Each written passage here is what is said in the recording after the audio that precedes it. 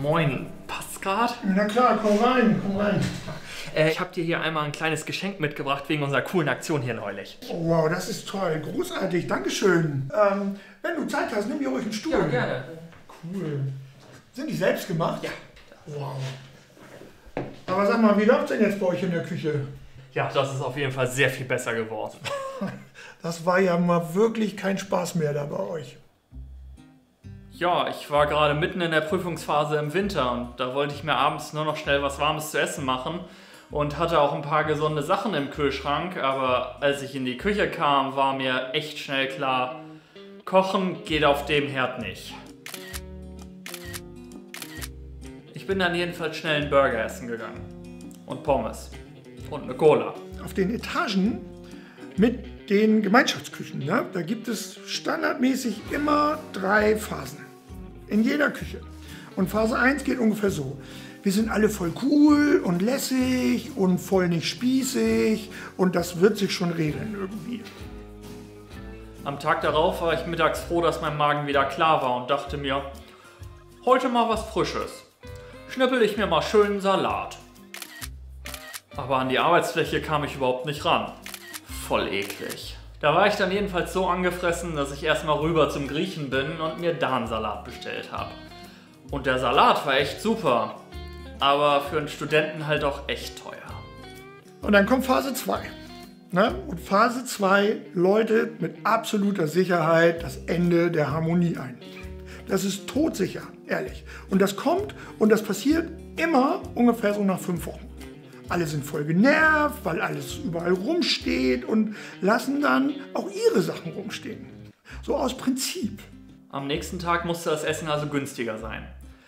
Da habe ich mir dann eine Portion Milchreis aus der Mensa mitgenommen. Und dann komme ich in die Küche und der Küchentisch, ey, Katastrophe. Hat irgendjemand schön seinen heißen Topf draufgestellt. Und ich glaube, wir können alle froh sein, dass wir nicht abgebrannt sind. Und dann habe ich mir gesagt, okay, muss sich hier wohl was ändern. Ja, und jetzt kommt Phase 3. Und Phase 3 ist meine absolute Lieblingsphase. Das ist immer voll spannend. Denn in Phase 3, da treffen super schlaue Ideen, ambitionierte, wie soll ich das sagen, ambitionierte Methoden und ein bisschen akademisches Denken auf ganz normale Menschen. Also Tabellen, Pläne, Besprechungsrunden, hier Cloud-Kalender, Erinnerungsfunktions-Apps und alles klappt, aber halt maximal nur 10 Tage. Das ist es. Ne? Kannst du alles vergessen. Aber eine Sache, die ist mir wirklich von einem Studierenden in Erinnerung geblieben. Und das ist eine Methode, die empfehle ich auch den Bewohnern, wenn sie mich auf dieses Problem ansprechen. Aber dann kamst du mit deiner Weltklasse-Methode. Die Clean Kitchen Better Life Methode.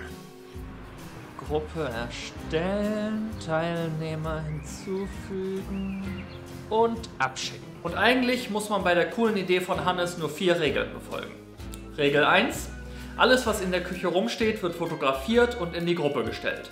Regel 2. Wenn zum Beispiel dein Kram in der Gruppe auftaucht, kommt er in eine Kiste, wo du ihn noch einen Tag rausholen kannst. Regel 3. Wer das nicht gebacken kriegt, hat weniger Geschirr, weil aus der Kiste geht's direkt in die Mülltonne. Regel 4. Und jetzt wird's ein bisschen fies. Passiert das jemandem 3 Mal, dann muss das Schwein für alle kochen. Vorspeise, Hauptgang und Nachtisch. Soll ja auch ein bisschen wehtun. Das ist richtig, das ist eine krasse Methode, aber sie funktioniert, das ist das Geile. Und so läuft das hier. Am lustigsten ist das mit unserem Mitbewohner Jonas. Der hat im letzten halben Jahr richtig viel Geld in neues Geschirr investiert. Und dann stand das tatsächlich irgendwann wieder rum. Tja. Also, danke nochmal. Ja klar, voll gerne. Den Teller, auf dem ich die Pfannkuchen gebracht habe, den müsste ich leider wieder mitnehmen. Das ist nämlich mein letzter. Ob solche krassen Aktionen hier wirklich nötig sind? Nein. Also das machen wir nur in Haus 1, Obergeschoss 3. Ist ein Spezialfall. Weil in allen anderen Etagen in den Studentenwohnheimen sieht es in Wirklichkeit ganz anders aus. Da ist das die totale Harmonie. Die machen jeden Tag sauber, die helfen sich gegenseitig. Wenn einer mal was stehen lässt, räumt das jemand anders weg.